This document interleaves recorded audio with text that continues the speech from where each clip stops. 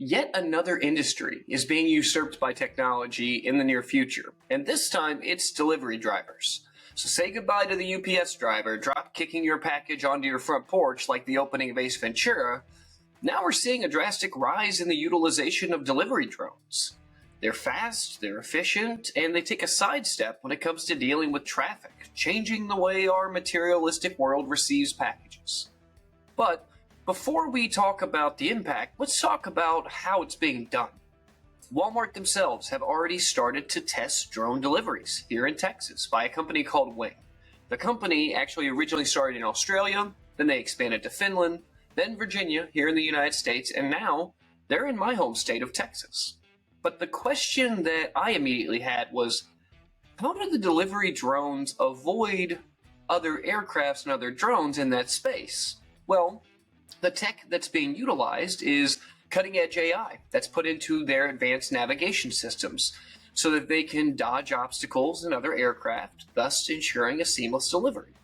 So it separates their on-demand flights in both time and in space from each other and other aircraft, using layered mitigations, both before and during flight, to make sure that we don't have two delivery drones that are fighting for the same air delivery space.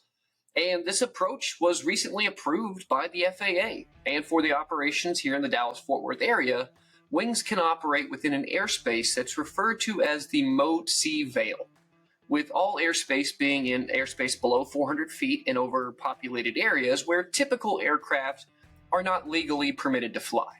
So it creates an airspace separation to further deconflict the territory that the drones can perform deliveries inside of. So in the Mode C veil, the FAA requires most traditional aircraft flying within those areas to use automatic dependent surveillance broadcast modules on board all of their aircraft. It's also known as ADS-B.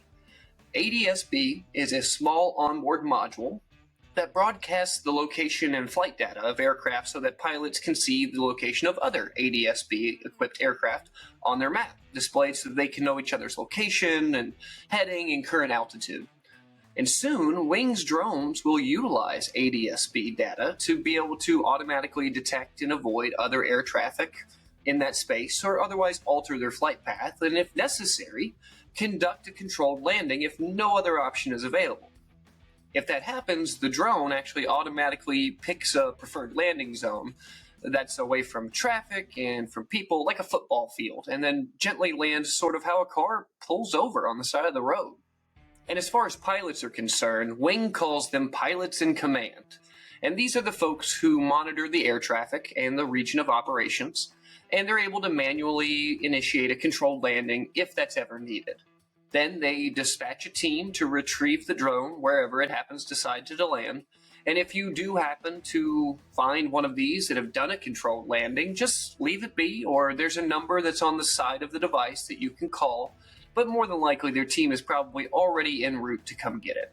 Trust me, I have already checked on my end, and I'm not yet in the delivery zone for Wing as of now. Otherwise, I would have just already placed an order and tested it out myself. But what does this mean for all of us, for our society, for human beings? Well, it means less vehicles on the road, less carbon emissions, the ability to reach remote and rural areas that couldn't be reached easily for traditional methods. It'll mean long-term cost effectiveness, especially for distance deliveries. Faster delivery times. Wing is actually heralding 30 minutes for their delivery times because it eliminates the need for large delivery vehicles. It also helps with fuel and labor costs at scale. And finally, it improves safety. With less human error due to less drivers, we're going to see a reduction in accidents and fatalities. But it also means less jobs for people. There's an estimated 3.5 million delivery drivers in the US today.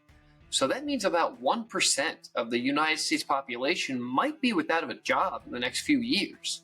If you add that in with another few percentage points that could be eliminated by humanoid robots or AI, we quickly have an unemployment problem here in the country. Another issue could just be sheer annoyance. Noise pollution could be an issue as this continues to evolve and more deliveries are being made. Just the sheer number of how many drones could be zipping across the sky could potentially get annoying, unless we find a way of making them I guess not so obvious, that we need to find a long-term solution for. Also, if you didn't know, the remote ID deadline just passed on March 16th, 2024.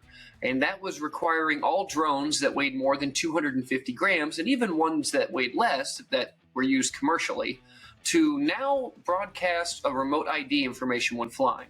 And most newer drones already have that functionality built in, but for drone hobbyists or those that use them as a supplemental income, might find this a little bit of annoyance, or they have to add a broadcast module. So while there's some distinct advances in drone deliveries, there's still some issues that are going to need to be addressed.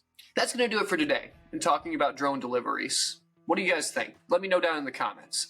I do, of course, want to thank our sponsors, Kincannon Business Consulting. Kincannon brings technology, systems, and expertise to your business to shorten the timeline of execution to a profitable future roadmap. Other consultancies bring a costly army. Kincannon brings an efficient SWAT team. So if you're looking for a consultancy with a track record of success across many industries, reach out to Kincannon Business Consulting and set up a discussion. You can reach out to them at email at inquire@kincannonbc.com. That's going to do it for today. We're going to talk some more emerging tech next time. Bye, everybody.